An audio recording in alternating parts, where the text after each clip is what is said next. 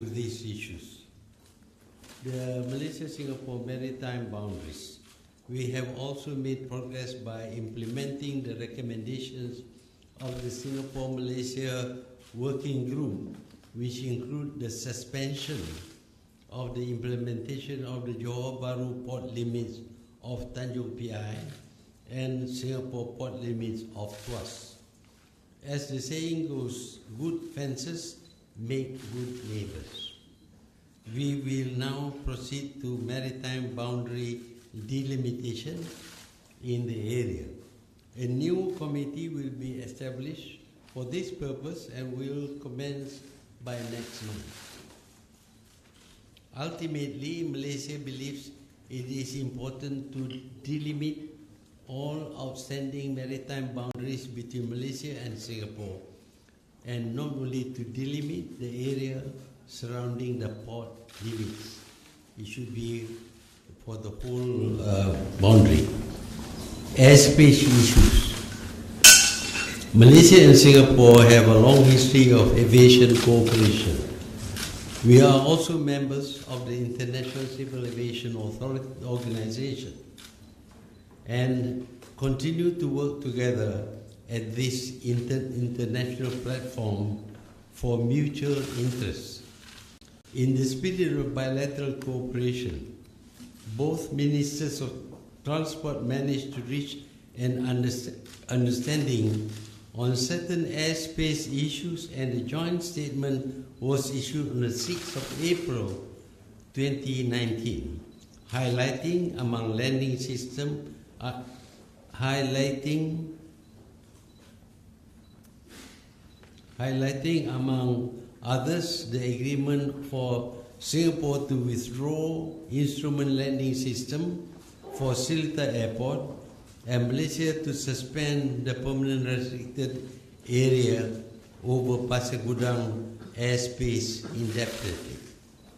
The high-level committee to review the operational letter of agreement between Kuala Lumpur and Singapore area control centers concerning Singapore arrivals, departures and overflights, signed in 1974, has already commenced discussion. Malaysia's objective is to take back the dedicated airspace from Singapore in the area concerned in stages. Malaysia aims to do this within the time frame beginning the end of 2019 to 2023. It is important to note that the OLOA 1974 was signed when Kuala Lumpur Flight Information Region was in its infancy. At that time, air navigation facilities in Malaysia was not adequate. ICAO recommended that air traffic services in the area concerned to be delegated to Singapore. We have made significant investments in preparation to take back the said delegated airspace, and hope that this can be done expeditiously. Now, the review of the 1962 Johor River Water Agreement. Malaysia and Singapore had obligations under the 1962 Johor River Water Agreement. For Malaysia, resolving the long-standing issues of water price review is a priority. We are engaged in active negotiations on the review in the late 90s and early 2000s. Prime Minister Lee and I have agreed to find amicable solutions on this issue, including the possibility of dispute resolution through arbitration on a mutually agreed basis. Cross-border railway projects. There is significant economic benefits to enhance public transport connectivity within both countries. However, projects have to be feasible and sustainable. It is the government of Malaysia's priority to reduce the country's debt and to ensure an economically viable project which is able to generate an acceptable rate of return. For that reason, both sides on the 5th of September 2018 agreed to suspend the Kuala Lumpur-Singapore high-speed rail project. Currently, Malaysia is exploring proposals with the aim of cost reduction, and will discuss this further with Singapore before the end of the suspension period, 31st of May 2020. On the Johor Bahru Singapore route, Singapore Rapid Transit System link project, Singapore is willing to consider suspension of the project. Malaysia is also looking at affordable and sustainable alternatives to the RTS rail link. Alleviating congestion at Malaysia-Singapore border. Traffic congestion at Causeway and Second Link remains a major problem for Malaysia-Singapore commuters. Currently, about 250,000 to 300,000 people are crossing the Causeway on a daily basis. Resolving congestion is a priority for Malaysia. Both sides are committed to address this issue and will continue to explore new initiatives to tackle this problem. This may include improvement in physical infrastructure, review of inter-boundary policies and regulations, and improvement in the quality of cross-border services, the ICQ. In conclusion, Malaysia and Singapore will continue the momentum of positive engagement, including through the important platform of the Leaders' Retreat.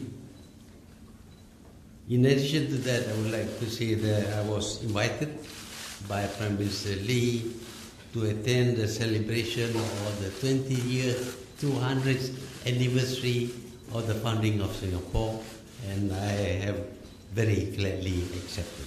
Thank you. Thank you, Tun, for your statement. I now have the honor to invite His Excellency Mr. Lee Hsien Loong to deliver his statement. Thank you, Tun Mahathir, ladies and gentlemen. I'd like to thank the Prime Minister and the Malaysian government for their very warm hospitality on this, our first bilateral retreat, leaders' retreat together.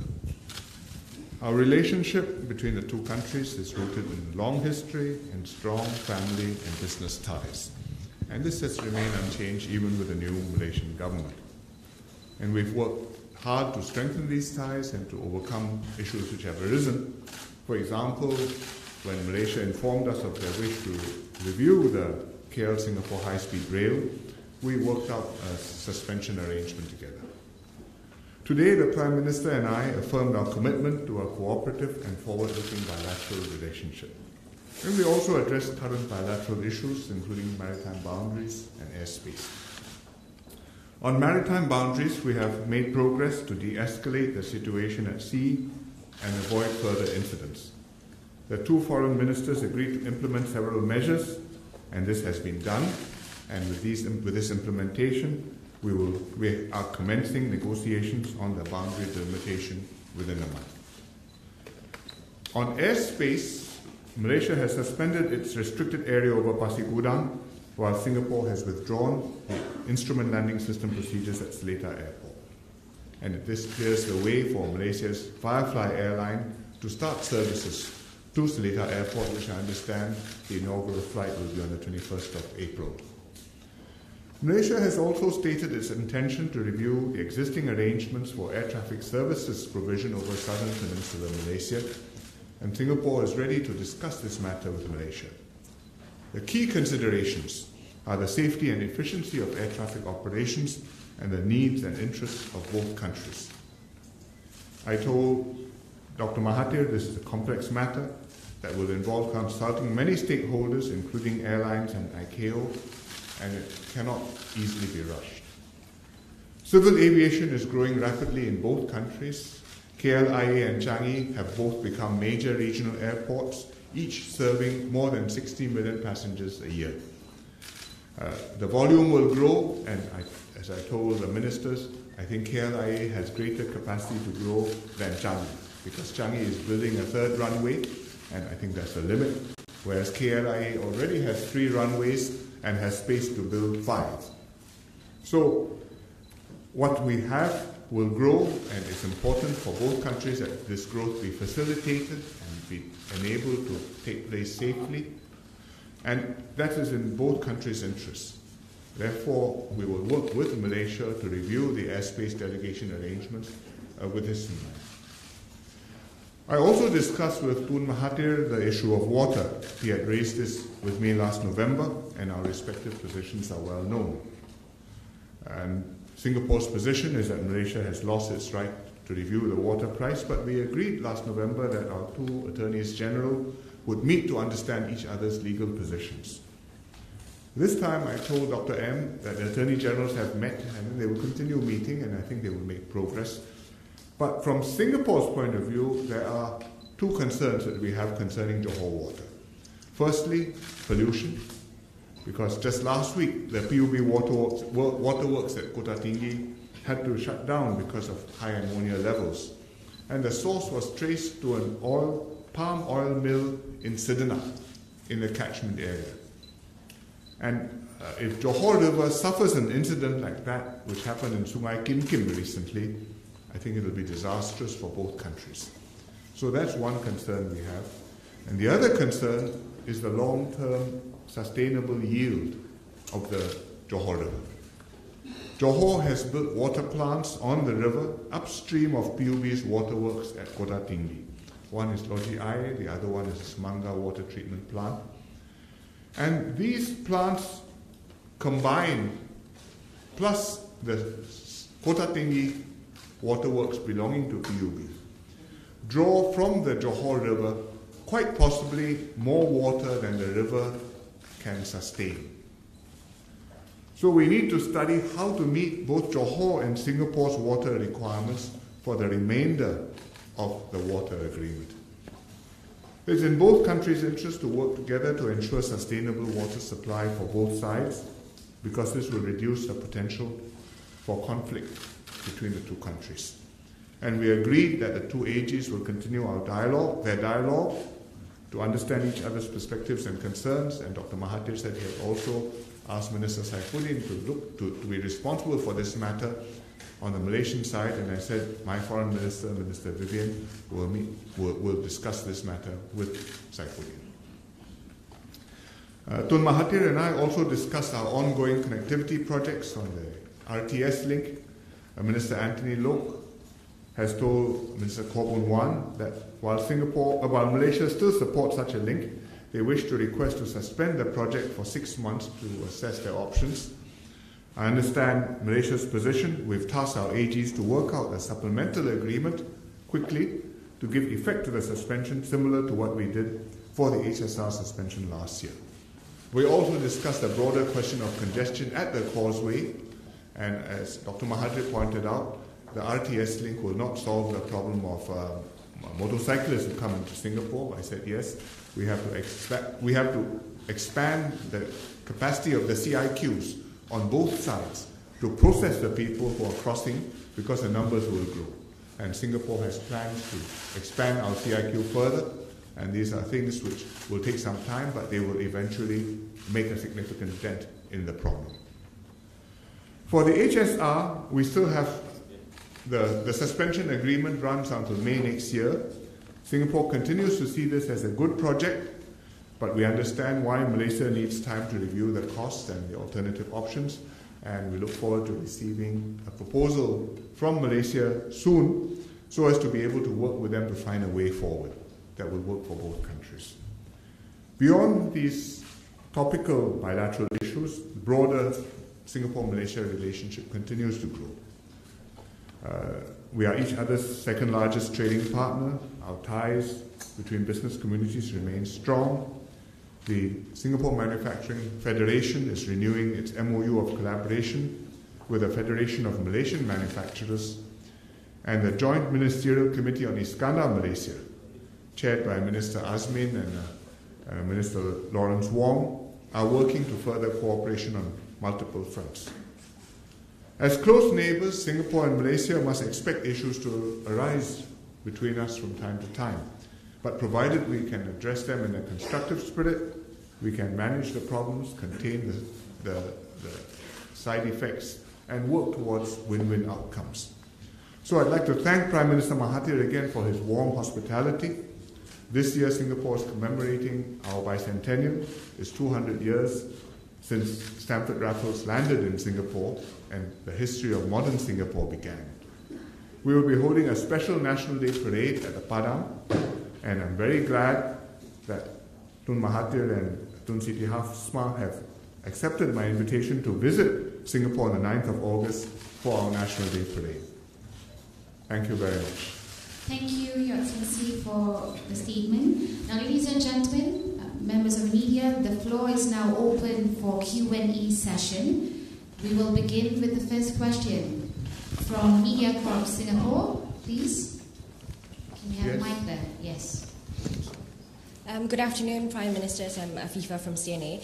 This question is for Tun. Tun, Singapore and Malaysia has had more than 50 ministerial visits in the last year, and this is the first retreat between Singapore and the new Pakatan Harapan government. How do you see ties developing even further during your current term? Thank you. Ties between Singapore and Malaysia has always been good. At least we are always on talking terms, and we have problems, we air our problem, sometimes publicly, sometimes privately. What we have not done is that we have not confronted each other or even suggest that we should resolve our problem through violent action like going to war with Singapore. This is not a minor achievement. If you look throughout the world, most countries with problem with their neighbors try to solve their problem through violence and through wars, and in the end both sides will lose. That is our relation with Singapore. It is a relation between, I think, two civilized people who do not believe in violence. I should add that as two close neighbors, we have worked very hard to develop and manage this relationship. We have become different over the years, especially after 1965. The societies have evolved in different directions, the political systems have developed differently. But if you look at it within ASEAN's context or within a global context, in fact, Singapore and Malaysia are very similar countries in terms of heritage, in terms of our rule of law, in terms of the connections we have with one another and the comfort we have with one another. We even argue who invented some of our foods first. So there is an enormous overlap, and therefore there is a tremendous potential for us to move ahead in a cooperative and mutually beneficial way, provided we work at the relationship and understand where you get the best satay, whether it's the Esplanade, Gardens by the Bay, or whether you can get it satay Majid or satay Kajang or something like that. Thank you, Excellency. So, next question can we have from Media Prima, Malaysia? Yes, over here. Good afternoon. My name is Wanzar Azri from Media Prima. So to Mr. Lee, does Singapore view Malaysia request for the water agreement revision as reasonable, and how much is the reasonable price, do you think? Well, whether I answer the second question depends on the answer to the first question. I think I told Dr. Mahathir I can understand his perspective, why he sees a political necessity to press hard for a water price revision. But I also explained to Dr. Mahathir to see it from Singapore's point of view, that this was an agreement reached between the two water authorities, PUB on Singapore's side. In those days, I think it was the Johor Water Department. Now it has become Bakaj. In 1962, and subsequently guaranteed by the two governments at the federal level and in Singapore at the national level in 1965 in the separation agreement. And so it's a fundamental founding document for us, and we have to go according to this document. It's a basic term on which the two countries decided to manage our relationships. So if you look at it, from that point of view, to be able to change that is a very high hurdle, because the first Prime Minister who signed it didn't change it. The second Prime Minister, who negotiated a package deal with Malaysia, in the end there was no final agreement, and the water price was not changed. So now I can understand Dr. Mahathir's perspective, but I also asked him, I hope that he'll be able to see Singapore's perspective, why this is such a sacrosanct item. And therefore, let us try to find a way forward which enables us to talk constructively about this issue and hopefully be able to make some progress. And one of the items we also have to talk about is the security of the supply of the water from Johor, including the pollution and including the yield, to make sure that in fact Singapore is able to get the 250 million gallons, which is what is specified under the water agreement. So on that basis, the ministers will talk. I think to ask me what is a reasonable water price now is to prejudge the question. Thank you, Excellency. Now for our third question, can we have Rita Harian, Singapore? Yes. Good afternoon, PM. Nurhaiza from Berita Harian, Singapore. With the overlapping port limit have been suspended, when do you expect the maritime boundary delimitation in the area to begin, and which agencies will do the negotiation? The agreement is, I think the committee has been formed. The agreement is to begin within a month. I do not know exactly which agencies, but I'm sure MFA will be involved, Minister of Law will be involved, MPA certainly will be involved. AGC will certainly be involved. Whoever ministries need to be there will be there. And on the Malaysian side, I'm sure they will more than match us. Thank you, Excellency. The next question, we have one more question. AFP. Yes. The French news agency. Greetings, sir. So do you think the recent maritime and airspace disputes will have a lasting or damage on ties between the two countries? It depends. And do you see ties improving from after 2 days of meeting? It depends how they are managed. I mean, these are continuing issues because we will always have maritime boundaries with each other. We will always have civil aviation needs in both countries. There's also a need to have agree on arrangements for managing the airspace. So if it's managed well, then it can be productive for both countries and the overall relationship can prosper. If it's not managed well, it can cause a lot of trouble and poison the overall relationship. And it's because I was worried that things were not going in the right direction. That was the reason why in December I wrote a letter to Dr. Mahathir and I asked DPMTO to come to visit Putrajaya together with Minister Heng Swee Keat to deliver the letter and to explain to Dr. Mahathir in person what my concerns were. And I'm very happy that Dr. Mahathir gave them a hearing, took in what they said, and took action on the Malaysian side, which enabled our ministers to meet their ministers and to turn things around gradually to bring them to where we are today. So we have now, as T.S. Eliot says, we have come back to our starting place and we're recognizing it for the first time. Thank you, Excellency. Can we have one last question, and hopefully we can address it to both premiers? Do we have Malaysia Guinea? Yes? Okay. Hi, Annabelle from Malaysia Guinea here. This question is for both Prime Ministers, maybe. Singapore's new protection from online falsehoods and manipulation bill has courted international criticism. I mean, Reporters Without Borders has said that the law censors internet users and gives a large amount of discretionary power to the government. This is while Malaysia is moving in the opposite direction with the Anti-Fake News Act. So to the Singaporean Prime Minister, what is your response to concerns about this bill? Yeah, thanks. I'm not familiar with the details of the Malaysian Anti-Fake News Act, but I would be surprised if it is the same provisions as what is in our POFMA, the Protection from Online Falsehoods and Manipulation Act. This is a problem, the problem of fake news, of deliberate false statements being proliferated online is a serious problem which confronts many countries. Singapore is not the only one who's legislating on this issue. The French have done so, the Germans have done so, the Australians have just done something similar and very draconian. The British are thinking of doing things as well. So Singapore has had to do it, and we've had a long process of a select committee, publish a report. We've deliberated on this for now almost 2 years. Well, the select committee was last year, but we started thinking about it even long before that.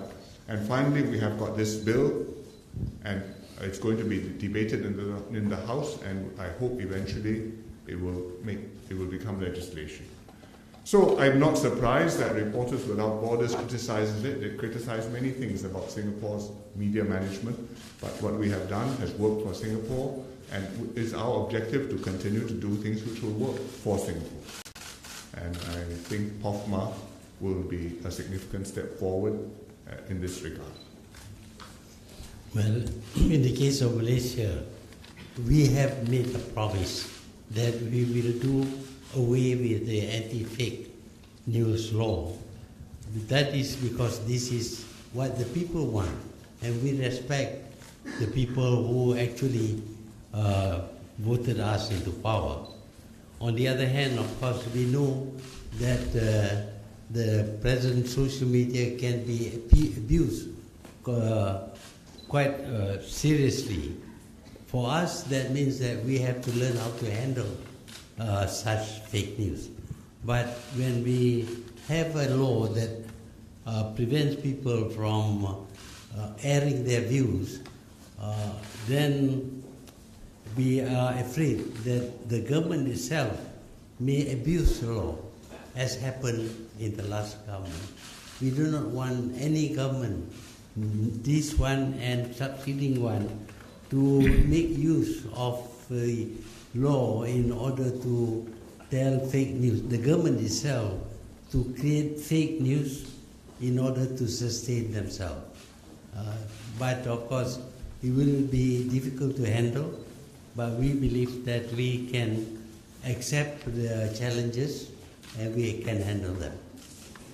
Thank you, Tun. Thank you, Excellency. Now, ladies and gentlemen, that concludes today's joint press conference. Thank you for your participation. That's a very good photo opportunity. Thank you, Tun. Thank you, Excellency.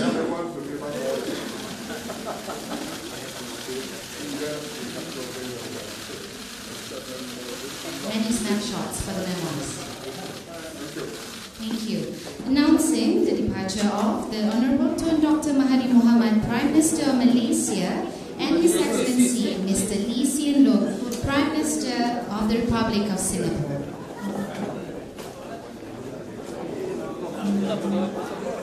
Once again, thank you everyone and have a pleasant day.